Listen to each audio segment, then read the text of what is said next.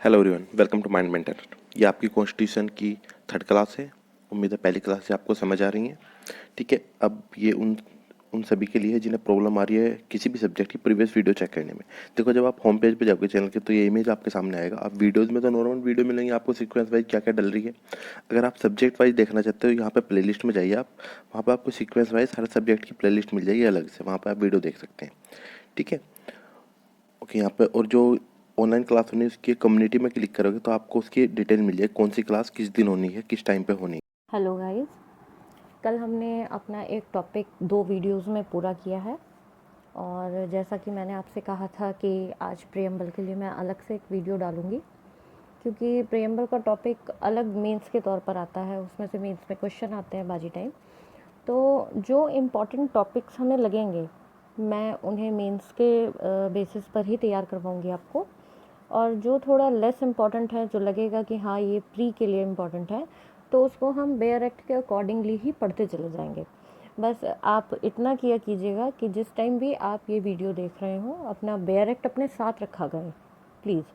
तो उससे काफ़ी हेल्प मिलेगी आपको साथ साथ पढ़ने में। क्लियर? तो आज का टॉपिक हम शुरू करते हैं। आज का हमारा टॉपिक है भारतीय संविधान की प्रस्तावना। जैसा आपको पता है कि हर एक्ट के साथ उसकी अपनी प्रस्तावना होती है, जो ये बताती है कि उस एक्ट के अंदर क्या चीज़ें दी गई हैं, किस मोटिव से दी गई हैं, वो उसका एक इंट्रो देती है। जैसा कि पॉइंट में पहली लाइन कह भी रही है कि संविधान की उद्देशिका संविधान के परिचय के रूप में कार्य करती है। क्लियर? हम सब जानते हैं कि एक इंट्रो ही देती है प्रस्तावना।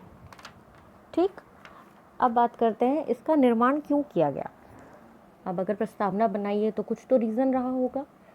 तो वो ये है कि इसका निर्माण भारत को एक संप्रभु, समाजवादी, धर्मनिरपेक्ष और लोकतांत्रिक गणराज्य बनाने के लिए किया गया।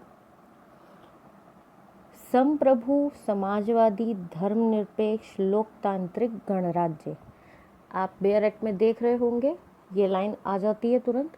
तो ये इन सब को सिद्ध करने के लिए इस प्रस्तावना का निर्माण किया गया कि हम अपने भारत को इन सब के बेस पर बना सकें। ठीक। तीसरा पॉइंट कहता है कि ये सभी नागरिकों के लिए न्याय, स्वतंत्रता, समानता को सुरक्षित करती है और लोगों के बीच भाईचारे को बढ़ावा देती है। ये आप और हम जानते ही हैं, तो मुझे ये पॉइंट ज़्यादा डिस्कस करने की ज़रूरत नहीं है। अब बात करते हैं प्रस्तावना है क्या। तो प्रस्तावना संविधान निर्माताओं के विचारों को जानने की एक कुंजी है। उनके दिमाग में उस वक्त संविधान बनाते टाइम क्या बात आ रही थी, उन्होंने क्या सोचा था कि हमें क्यों बनाना है संविधान। तो प्रस्तावना इसी विचार को स्पष्ट करने की, उनकी जानकारी लेने की कुंजी है। क्योंकि जहाँ भी कहीं संविधान में अगर कुछ अस्पष्ट होता है तो हम प्रस्तावना से उसकी भाषा को समझ सकते हैं, इसीलिए तो हम प्रियम्बल बनाते हैं। क्लियर? अब इसके कुछ की पॉइंट्स हैं, लेकिन इन की पॉइंट्स को डिस्कस करने से पहले मैं एक चीज़ बता दूं कि हमने कल भी पढ़ा था कि इसमें एक अमेंड हुआ था, 42 अमेंड एक्ट 1976। इसके द्वारा इसमें 3 चीज़ें जोड़ी गई थी, समाजवादी, पंथ निरपेक्ष और अखंडता। क्लियर? अब बात करते हैं कि इसके कीवर्ड्स क्या हैं। इसमें पहला कीवर्ड है हम भारत के लोग। आप देख भी रहे होंगे, हम भारत के लोग। भारत की जनता ने ही संविधान को निर्मित किया है। ये बात तो क्लियर है कि उस वक्त जनता ने ही अपने आप संविधान बनाने का जिम्मा उठाया था। तो भारत की जनता ने ही संविधान को निर्मित किया है। दूसरा पॉइंट कहता है कि भारत की जनता ही संविधान का प्राण है। समझाने की ज़रूरत नहीं है मुझे। सेकंड पॉइंट कहता है इसका प्रभुत्व संपन्न। प्रभुत्व संपन्न से क्या मतलब होता है, जब एक राज्य अपने आप को संप्रभु कहता है, इसका मतलब ये है कि इट हैज़ फुल राइट कि वो अपनी इंटरनल और एक्सटर्नल पॉलिसीज़ को खुद बना सके, उसमें किसी भी अदर कंट्री या फॉरेन कंट्री का इंटरफेरेंस नहीं होता। इट मीन्स कि वो पूर्ण तरह से स्वतंत्र है अपनी आंतरिक और बाहरी दृष्टि से किसी भी तरह की पॉलिसी को बनाने के लिए। क्लियर? पहला पॉइंट कहता है भारत आंतरिक या बाहरी दृष्टि से किसी विदेशी सत्ता के अधीन नहीं है, जैसा मैंने आपको बताया। दूसरा पॉइंट कहता है कि यह संप्रभुता भारत की जनता में निहित है। एक चीज़ ध्यान रखिएगा आप सब लोग कि हम भारत के लोग, we the people of India, इस पूरी जगह में हम इस शब्द को, इस पदावली को सबसे ऊपर रखते हैं, क्योंकि हमारे लिए हमारा सब कुछ हम भारत के लोगों पर ही डिपेंड करता है। क्लियर? अतः प्रस्तावना यह दावा करती है कि भारत एक प्रभुत्व संपन्न राष्ट्र है। क्लियर? सेकंड पॉइंट कहता है पंथ निरपेक्ष। ये भी 42वें संविधान संशोधन अधिनियम 1976 द्वारा जोड़ा गया। इसका अर्थ है भारत के, इसमें एक शब्द आता है धर्मनिरपेक्ष। हम इसे पहले धर्मनिरपेक्ष पढ़ते थे, फिर हम इसे पंथ निरपेक्ष पढ़ने लगे। तो धर्मनिरपेक्ष क्या कहता है? भारत के सभी धर्म के राज्यों से समानता, सुरक्षा और समर्थन पाने का अधिकार धर्मनिरपेक्ष कहलाता है। क्लियर? पंथ निरपेक्ष का मतलब भी यही होता है कि किसी भी एक इंडिविजुअल रिलीजन को या किसी भी एक स्पेसिफिक रिलीजन को मान्यता या ज़्यादा बढ़ावा ना देकर सभी धर्मों के साथ समान व्यवहार करना। क्लियर? आर्टिकल 25 से लेकर 28 तक मौलिक अधिकार के रूप में धार्मिक स्वतंत्रता प्रदान की गई है। फंडामेंटल राइट्स हम पढ़ेंगे तब उसमें भी दिया हुआ है, तो हमें धार्मिक स्वतंत्रता वहाँ पर दी गई है। क्लियर? इसमें केस आता है अरुण राय वर्सेस भारत संघ 2002 सुप्रीम कोर्ट। मैंने आपको बोला था कि मैं साथ साथ आपको केस लॉज भी लिखवाती हुई चलूँगी, तो आप लोग नोट डाउन कर लेना। और ये सब इंपॉर्टेंट केस लॉज हैं, इनसे अलग इसमें केस लॉज आपको डालने की ज़रूरत नहीं है। मेंस का क्वेश्चन आपका ये पूरी तरह तैयार है। अगर आप कुछ और नहीं भी पढ़ते तो कोई दिक्कत नहीं है, ये बहुत सफिशेंट है। क्लियर? अरुण राय वर्सेस भारत संघ 2002 सुप्रीम कोर्ट ये कहते हैं पंथ निरपेक्षता का अर्थ क्या है। माननीय सुप्रीम कोर्ट ने इसमें पंथ निरपेक्षता के अर्थ को दर्शाया है। सभी धर्मों का ज्ञान होना और उनके प्रति आदर भाव होना। सुप्रीम कोर्ट ने ये बात यहाँ डिफाइन की है कि पंथ निरपेक्षता का मतलब है सभी धर्मों का ज्ञान होना और उनके प्रति आदर भाव होना। क्लियर? अब आते हैं हम सेकंड पेज पर, जो कहता है समाजवाद। आप देख भी रहे होंगे, आप सबको क्लियर दिख रहा है ना स्क्रीन पर। समाजवाद का क्या मतलब है? समाजवाद शब्द जो जोड़ा गया है 42 अमेंड 1976 द्वारा ही जोड़ा गया है। ठीक है?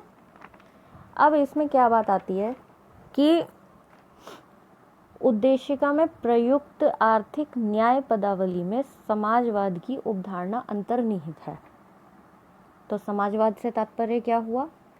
इसका मतलब ये हुआ कि भारत के जितने नागरिक हैं उनको बिना किसी भेदभाव से राष्ट्रीय सेवा, संपत्ति और साधनों का उपयोग करने का अवसर प्राप्त होगा। ठीक है? वो ये कहना चाह रहे हैं कि समाजवाद सामाजिक रूप में सभी व्यक्ति, जितने भी नागरिक हैं, सभी नागरिकों को बिना किसी भेदभाव के राष्ट्रीय सेवा हो या संपत्ति की बात हो या साधनों के उपभोग की बात हो, उन सब के साथ इक्वालिटी रखी जाएगी, उन सबको समान उपभोग करने का अवसर दिया जाएगा। क्लियर? इसमें केस आता है Excel Wear versus Union of India 1979 Supreme Court का। इसमें माननीय सुप्रीम कोर्ट ने समाजवाद शब्द का प्रभाव बताया है और उन्होंने कहा कि न्यायालय को राष्ट्रीयकरण और राज्य स्वामित्व को अधिक प्रभाव देना चाहिए। क्लियर? अब आगे चलते हैं। इसके बाद आता है हमारा लोकतांत्रिक। लोकतंत्र क्या होता है? जनता का, जनता के लिए, जनता द्वारा शासन। हम सब ने पहले भी यही पढ़ा होगा, जब हम छोटे थे तब डेमोक्रेसी की काफ़ी डेफिनेशन हमने पढ़ी थी कि जनता का, जनता के लिए, जनता द्वारा शासन। क्लियर? सेकंड पॉइंट कहता है इसमें प्रस्तावना इस बात की पुष्टि करती है कि भारत एक लोकतांत्रिक देश है, जिसका अर्थ है सर्वोच्च सत्ता लोगों के हाथ में है। सत्ता हमारे ही हाथ में है। हर वर्ष हम देखते हैं कि हर 5 साल बाद इलेक्शन होते हैं, जिसको जिसे भी बनाना है वो स्वयं अपने उस प्रतिनिधि को चुन सकता है। तो सत्ता हमारे ही हाथ में है, मतलब पब्लिक के ही हाथ में है। क्लियर। विश्व में 2 प्रकार के लोकतंत्र शासन प्रणाली प्रचलित है, एक प्रत्यक्ष और एक अप्रत्यक्ष। भारत में अप्रत्यक्ष प्रतिनिधि प्रणाली को अपनाया गया है। जैसा आपको मालूम है कि जो हमारे लोकतंत्र में क्या है, राजा होता है। तो हमारा जो राजा है हम उसको परोक्ष रूप से, अप्रत्यक्ष रूप से चुन के लाते हैं। इसीलिए हमारी जो प्रणाली है वो कैसी है, अप्रत्यक्ष। जबकि अगर हम इसको कंपेयर करें अमेरिका से, यूएसए से, तो वहाँ पर प्रत्यक्ष प्रणाली का शासन होता है, क्योंकि वहाँ राष्ट्रपति डायरेक्ट जनता द्वारा चुना जाता है। क्लियर। 6 पॉइंट है इसका, गणराज्य। गणराज्य का क्या मतलब है, वंशानुगत शासकीय परंपरा का अंत होना। पहले आपको मालूम है कि पहले क्या होता था कि एक राजा बन गया तो उसका बेटा फिर राजा बनेगा, उसका बेटा फिर राजा बनेगा, तो वो एक वंशानुक्रम चलता आ रहा था, जिसको गणराज्य के रूप में ख़त्म किया गया। वंशानुगत शासकीय परंपरा का अंत होना क्या होता है, गणराज्य कहलाता है। एक गणतंत्र या गणराज्य में राज्य का प्रमुख प्रत्यक्ष या परोक्ष रूप में लोगों द्वारा चुना जाता है। जैसे मैंने अभी ऊपर आपको बताया कि हमारे यहाँ राष्ट्रपति परोक्ष रूप से चुने जाते हैं। क्लियर। 3rd पॉइंट कहता है कि एक गणतंत्र में राजनीति संप्रभुता एक राजा के बजाय लोगों के हाथों में निहित होती है। ये आपको मालूम है कि यहाँ पर हम सर्वोपरि क्या है। अगर आपसे ये क्वेश्चन पूछा जाता है कि भारतीय संविधान में कौन सर्वोपरि है, राष्ट्रपति, संसद, भारत का संविधान या हम भारत के लोग, तो आपको लगा कर आना है टिक कि हम भारत के लोग हमारे यहाँ सबसे ऊपर है। क्लियर। इसके बाद बात आती है 7th पॉइंट की, जो ये कहता है कि राज्य की अखंडता। राज्य की अखंडता शब्द भी 42वें संविधान संशोधन अधिनियम 1976 के द्वारा जोड़ा गया। यह संविधान की संघात्मक प्रवृत्ति में निहित है। जैसा आपको मालूम है और आप पढ़ भी रहे हैं, आर्टिकल 1 हमारा क्या कहता है। आर्टिकल 1 में एक लाइन दी हुई है, हम पढ़ेंगे आगे, कि भारत राज्यों का एक संघ होगा। आर्टिकल 1 में यही बात कही है कि भारत राज्यों का एक संघ होगा। तो इट मीन्स कि ये इस पदावली का जो यूज़ किया जा रहा है वो संविधान में अखंडता को दर्शाता है कि हमारा जो भारत है वो राज्यों का संघ है। इसका मतलब हमारा भारत अखंड है। क्लियर। आगे चलते हैं। अब इसमें बात आती है उद्देशिका में दिए गए उद्देश्य। इसमें हमारी जो प्रियम्बल है वो हमें किन किन उद्देश्यों को पूरा करने के लिए बता रही है। तो हमने पढ़ा भी था उसमें। सबसे पहला था न्याय, जो कि सामाजिक, आर्थिक और राजनीतिक तौर पर था। दूसरा स्वतंत्रता, जो विचार, मत, विश्वास या धर्म की देता है। तीसरा समानता, जो हमें पद और अवसर की समानता देता है। चौथा बंधुत्व, यानी कि फ्रेटर्निटी, व्यक्ति की गरिमा और राष्ट्र की एकता के लिए है। ठीक है। ये जो 4 वर्ड हैं उसमें, ये उसका उद्देश्य बताते हैं कि ये सब हमें क्यों मिले हुए हैं। न्याय, स्वतंत्रता, समानता, बंधुत्व, ये सब हमें किन पर्पस से दिए गए हैं, तो उनका पर्पस यहाँ पर दे दिया गया है। क्लियर। आगे चलते हैं। इसमें एक सबसे ज़्यादा इम्पॉर्टेंट पार्ट आता है और सबसे ज़्यादा पूछने वाला क्वेश्चन है ये प्री में भी और मेंस में भी, कि क्या उद्देशिका संविधान का भाग है। इसके 2 सबसे इम्पॉर्टेंट केस लॉज हैं, लीडिंग केस लॉज हैं। पहला है इन री बेरुबरी यूनियन 1960 सुप्रीम कोर्ट का। उसमें ये कहा गया था कि उद्देशिका संविधान का भाग नहीं है। ठीक। ये सबसे इम्पॉर्टेंट चीज़ होती है। जब प्री में आप जब एग्ज़ाम देते हैं तो उसमें आता है लिखा हुआ कि क्या संविधान का भाग, क्या प्रस्तावना संविधान का भाग है। तो प्रस्तावना संविधान का भाग है, ये बात हम आगे पढ़ेंगे। और क्वेश्चन बाजी टाइम ये आता है कि किस केस में ये बात कही गई है कि प्रस्तावना संविधान का भाग नहीं है। नहीं है और है में ध्यान से देखकर समझकर आप लोग टिक कर कर आएंगे। तो नहीं है किस में कहा है? इनरी बेरुबरी यूनियन में। क्लियर? आगे कहा है इसमें, उद्देशिका को संविधान का प्रेरणा तत्व भले ही कहा जाए किंतु उसे संविधान का आवश्यक भाग नहीं माना जा सकता। ये बात इसमें कही थी। इसके बाद केस आता है केशवानंद भारती वर्सेस केरल राज्य, 1973 का केस है ये।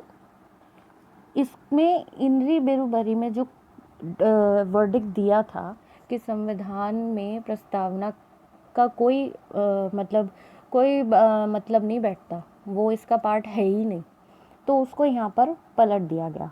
और क्या कहा इसमें कि उद्देशिका संविधान का भाग है।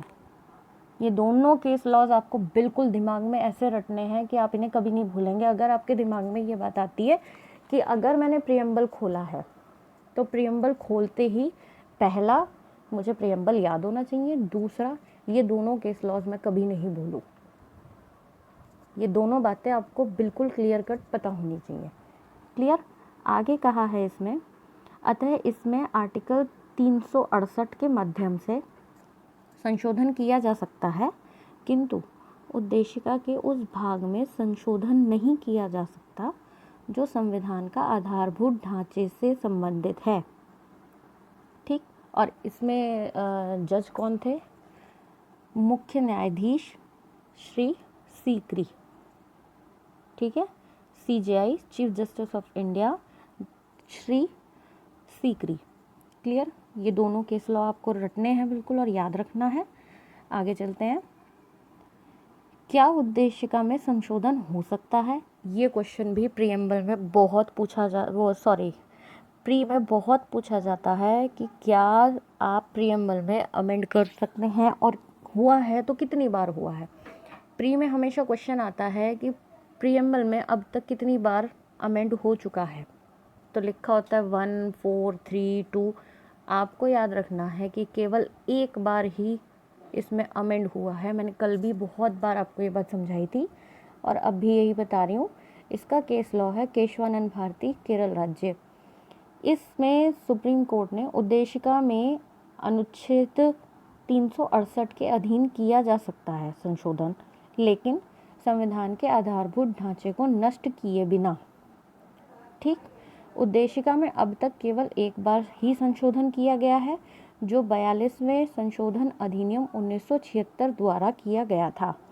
उद्देशिका में 42वें संशोधन द्वारा समाजवाद, पंथनिरपेक्ष और भारत की एकता अखंडता के शब्द को जोड़ा गया।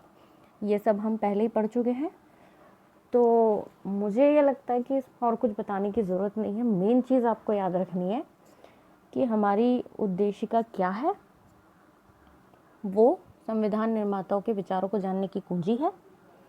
दूसरा, इसमें क्या क्या उद्देश्य पूरे किए जा रहे हैं, तो इसमें 4 उद्देश्यों को पूरा किया जा रहा है: न्याय, स्वतंत्रता, समानता और बंधुत्व। ठीक? तीसरी बात ये आती है कि क्या उद्देशिका संविधान का भाग है। तो इनरी बेरुबेरी में ये बात कही गई थी कि उद्देशिका संविधान का भाग नहीं है, लेकिन केशवानंद भारती में इसे पलट दिया और कहा गया कि नहीं, संविधान का भाग प्रस्तावना है। क्लियर? प्रस्तावना संविधान का भाग है। केशवानंद भारती में यही बात कही गई है। तो इसलिए अगर क्वेश्चन आता है कि प्रस्तावना इसका भाग है या नहीं, तो हाँ, प्रस्तावना संविधान का भाग है। इसके बाद बात आती है कि क्या इसमें संशोधन किया गया, तो हाँ, इसमें एक बार संशोधन किया गया है, लेकिन केशवानंद भारती का केस इसमें आता है। वो ये कहता है कि आप संशोधन तो कर सकते हो, लेकिन जो कॉन्स्टिट्यूशन का बेसिक स्ट्रक्चर है, ठीक, वो आप नष्ट नहीं कर सकते। Basic structure in the sense कि जितने भी हमें राइट्स मिले हुए हैं, जैसे हम फंडामेंटल राइट्स आगे पढ़ेंगे, उनका वॉयलेशन नहीं होना चाहिए, तब तो आप इसको अमेंड कर सकते हैं। लेकिन अभी तक सिर्फ एक बार अमेंड किया गया और वो अमेंड है 42 अमेंड एक्ट 1976। आज का ये इतनी क्लास चलेगी। आज आपके लिए बहुत कुछ है पढ़ने के लिए, बहुत कुछ है याद करने के लिए। तो आज की क्लास बस इतनी रहेगी। बाकी अब जो हमारा अगला टॉपिक होगा वो होगा सिटीजनशिप। क्लियर? तो अब हम सिटीज़नशिप के बारे में बात करेंगे, लेकिन मैं ये चाहूँगी कि आप पीछे का भी और अब का भी दोनों रिवाइज़ करते चलें। क्लियर? तो आज के लिए बस इतना ही, और इसी तरह आप अपना रिस्पॉन्स देते रहें। Okay, bye, thank you.